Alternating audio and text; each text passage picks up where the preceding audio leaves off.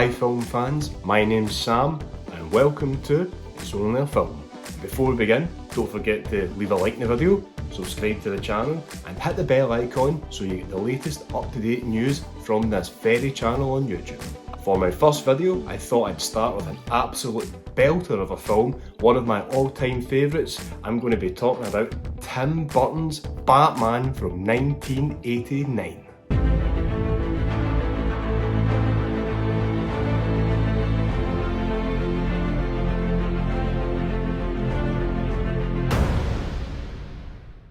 My brothers and I were first introduced to Batman through this very film and its sequels. However, this one holds a very special place in our heart. So come with me as we take a trip down nostalgia lane and find out why, to me, it's not only a film.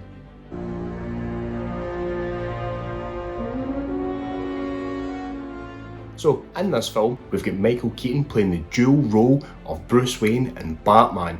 As Bruce Wayne, I always found him to be a lot more awkward and uncomfortable in his own skin. This is shown in the scene where Vicky first meets Bruce Wayne and he pretends that he isn't Bruce Wayne, but there's always a hint. I always felt as if he genuinely didn't remember who Bruce Wayne was, and that's what I like about Michael Keaton. He comes across of this kind of awkward quirkiness. Hi, Bruce Wayne.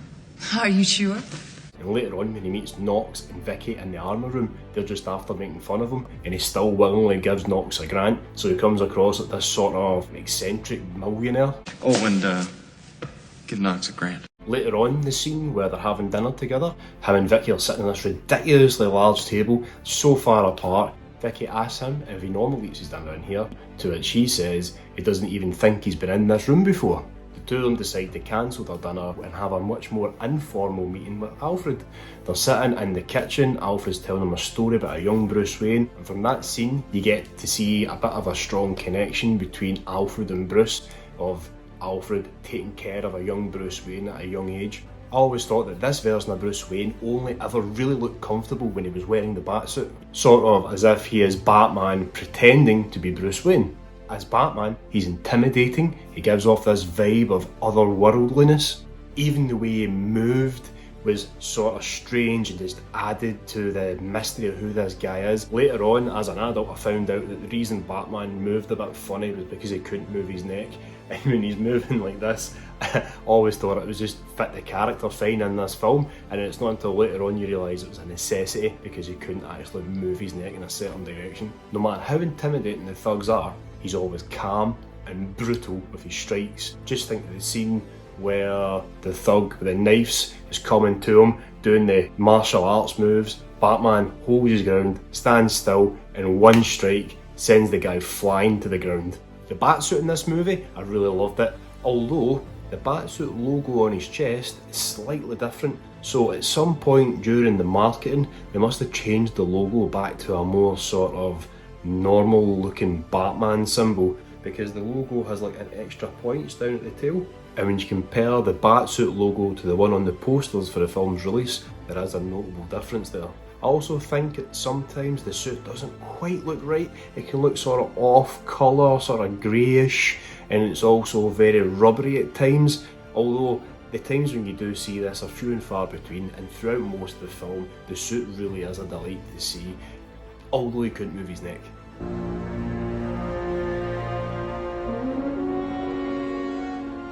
Kim Basinger plays Vicky Vale. Hi, I'm Vicky Vale. A photographer who's made her way to Gotham and is the only one who believes Knox's story about the Batman. In this, Vicky is Batman's love interest and she is Joker's object of affection. I'm of a mind, make some mookie.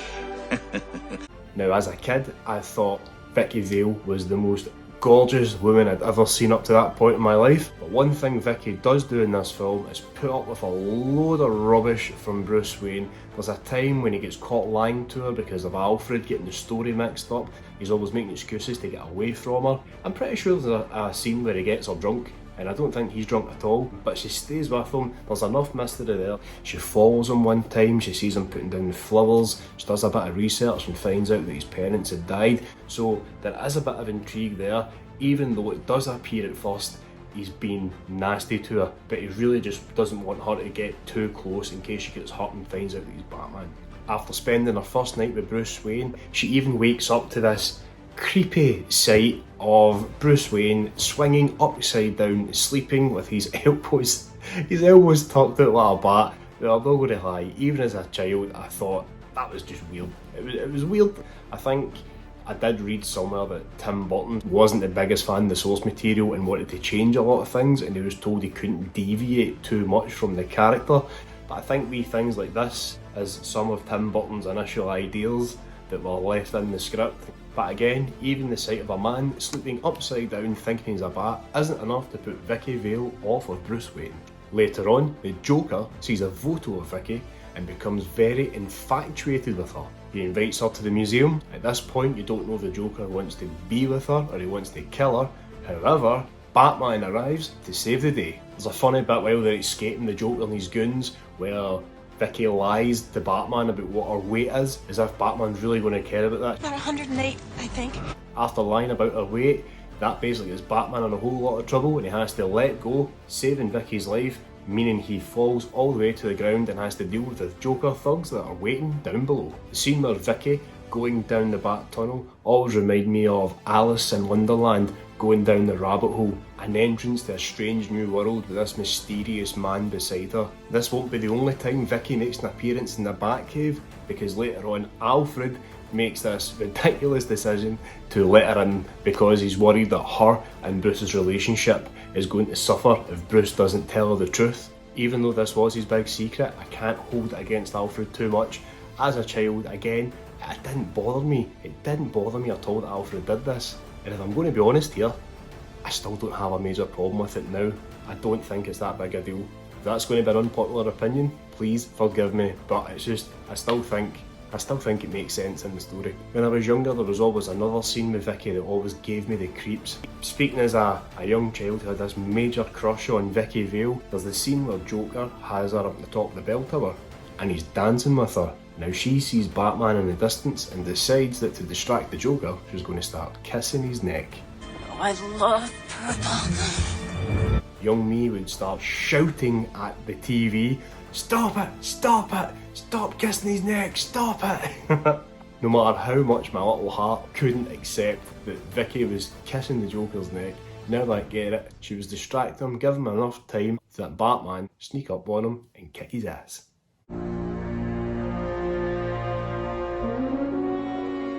Jack Nicholson plays Jack Napier, an on-the-edge Gotham gangster who's working for Carol Grissom. Jack Napier gets set up later on by his boss for having an affair with the boss's girlfriend, and through a Batman intervention and an accident at a chemical plant, he falls into a vat of chemicals and re-emerges as Batman's greatest foe, the Joker. Now, as a child, Jack Nicholson terrified me because I would see him in this film as the Joker, this crazy, unpredictable psychopath, and then the other film that I used to watch him in that I was definitely far too young to watch was The Shining. Here's Johnny! So to me, Jack Nicholson was this terrifying, on-the-edge psychopath, the perfect villain to give you nightmares when you're a child.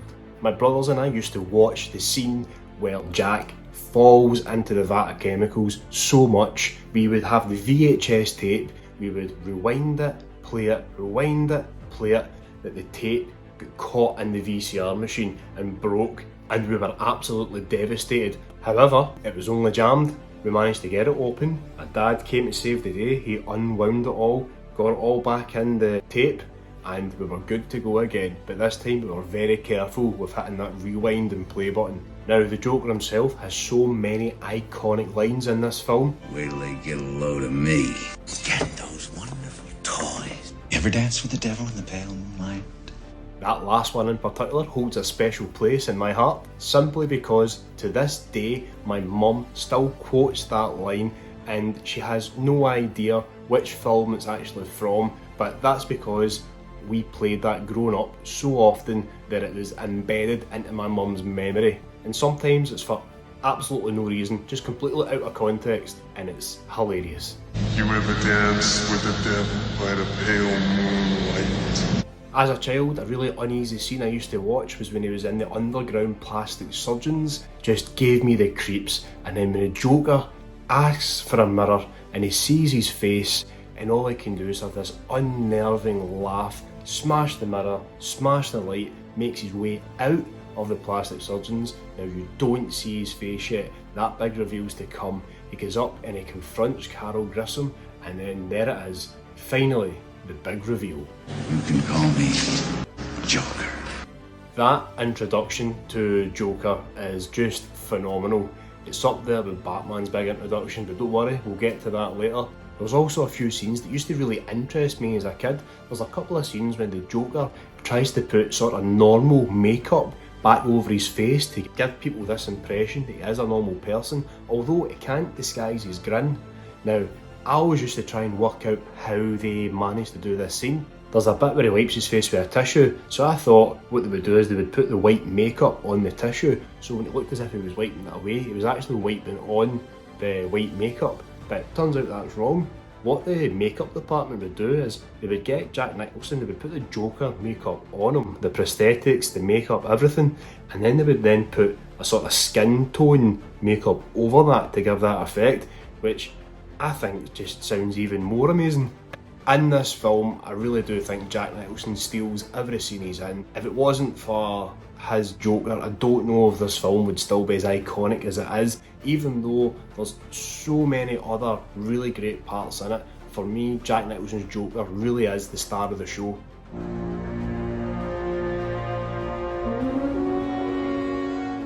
Now, I don't know much about cars, but this car is the best car in the world. I have always wanted this car, I still want this car. This car is the car of my dreams. It looks cool, it has plenty of gadgets, and what other cars can cover themselves in armour? Everything from this car, how it looked, it doesn't have any doors, it's got a retractable roof. Apparently, the bat ears on the original suit were too high and would get caught in the roof, so a separate kill had to be made to film the scenes where Bruce Wayne is getting in and out of the Batmobile. In the film, there's two notable scenes where the Batmobile is used.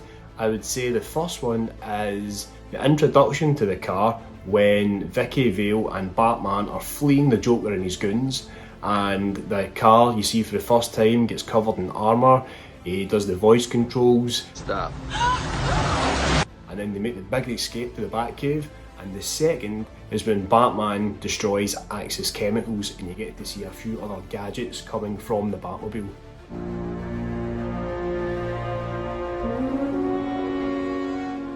Not only were we treated to an amazing looking Batmobile in this film, we also have the slightly more forgotten about Batwing. Now, I don't think the Batwing gets as much love as the Batmobile in this film, however, it still makes its appearance felt. It's vital in stopping the Joker's plans towards the end of the film when he's trying to poison Gotham with the giant balloons, and then the Batwing comes in, it collects them with what looks like a ginormous pair of scissors at the front of the Batwing, takes them away up high and sends them off into the night air. My balloons! And you also get that really amazing iconic shot of the Batwing flying high up into the sky and casting its shadow over the moon. The reason I don't rate the Batwing as highly as the Batmobile is, for a start, Batman has terrible aim. He misses the Joker with every weapon he fires. The Joker, all he has to do is fire one bullet from a ridiculously large handgun from in his trousers with the longest barrel you've ever seen. Fires one shot and it's enough to crash it, comes all the way down, smashes into the ground and skids all the way to the base of the bell tower. Now, if you're going to compare the Batwing to the Batmobile, I would definitely say the Batmobile fares a bit better. Where was the armour? Where was the armour for the Batwing?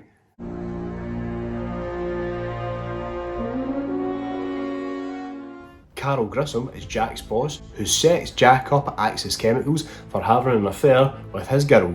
Carol's plan goes wrong, backfires on him, and inadvertently has a hand in creating the Joker. You are my #1 guy. 𝐏𝐥𝐞𝐚𝐬𝐿. He is the corrupt cop who works for Carol Grissom. He also has a hand in setting up Jack Napier. 𝐏𝐿 also believes that Jack Napier is a psycho and deserves to be killed. Now, before Jack becomes the Joker, he manages to get his revenge on 𝐼𝐴𝐴, saying the famous line, "Think about the future," and then shoots him. Alicia Hardy is Carol Grissom's girl, who Jack Napier is sleeping with. Later on, when Jack re-emerges as the Joker, he uses chemicals and changes Alicia, causing her to wear a mask. Later in the museum scene, you get to see her with the mask before she removes it, which again I found extremely terrifying as a child. Jack, you said I could watch you improve the painting. Harvey Dent is the district attorney in this movie. Billy D. Williams originally signed on with a promise that he'd eventually be able to play Two-Face in a future film. However, that didn't come to be, and we got Tommy Lee Jones as Two-Face, which in itself was just a rip-off of Jack Nicholson's Joker. So it was a shame to see him being recast in the future, as I feel it would have been very interesting to see Billy D. Williams' take on the character. Now our new District Attorney, Harvey Dent. Commissioner Gordon in this is played by Pat Hingle. In this film, like Harvey Dent, his character doesn't really get to do much. However, they do get to show off the bat signal at the end of the film. He gave us a signal! Alexander Knox is the reporter who also acts as the comic relief for the film. His character was so likeable that in early drafts he was initially supposed to be killed. However, they kept him alive with the intent that they may bring him back in a future film. However, that didn't come to be. And if so, is he on the police payroll? Alfred, you see his character at the start when Bruce Wayne is having a fundraiser for Harvey Dent. You see him going around and picking up everybody's drinks, not letting them leave anything down that's not on a coaster, and then eventually you see the side where he's caring for Bruce Wayne, he's a father figure for Bruce Wayne, and you really do get this good chemistry between Michael Keaton and Michael Gough's characters. Don't worry Alfred, even though you did show Vicky Vale the Batcave, I forgive you. Put Vicky Vale into the Batcave. Bob the Goon. Bob is possibly my favourite henchman in all the Batman films. He's Joker's right-hand man and would do anything for his boss. Better be sure. Bob is loyal right up to the very end when the Joker gets annoyed that Batman took away his balloons, asks Bob for a gun, and Bob gets killed. Going to need a minute or two alone, boys.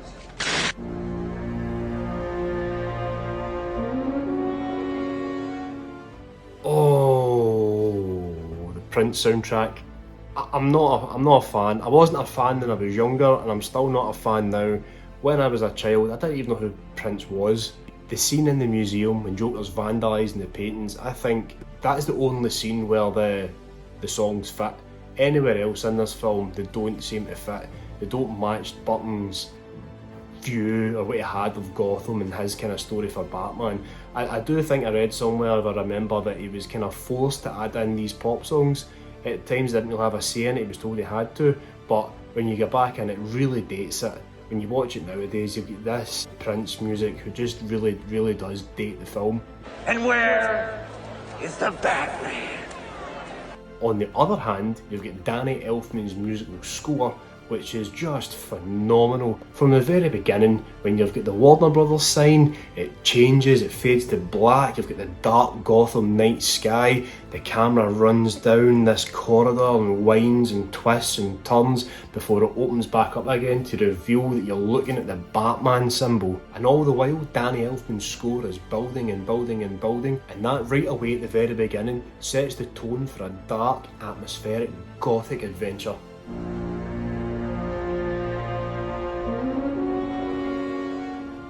First one I want to speak about is the beginning of this film, when you are shown a depiction of Gotham which looks gritty, there's crime everywhere, doesn't look as if anyone's having a good time. You follow a family down this dark alleyway, they're lost, they've got a map out. This could very easily have been Bruce Wayne's origin story of becoming Batman here.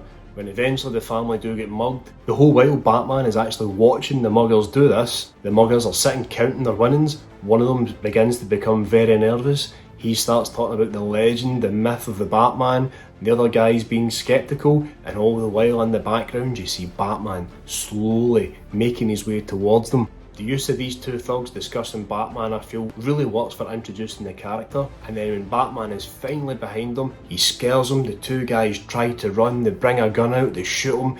Batman hits the ground, but he gets right back up again. Batman then goes on to beat him up. In this scene you get to see he knows some martial arts, he uses some of his gadgets, sends one guy smashing through a door, He grabs the other guy, the guy's pleading with him, please don't kill me, please don't kill me.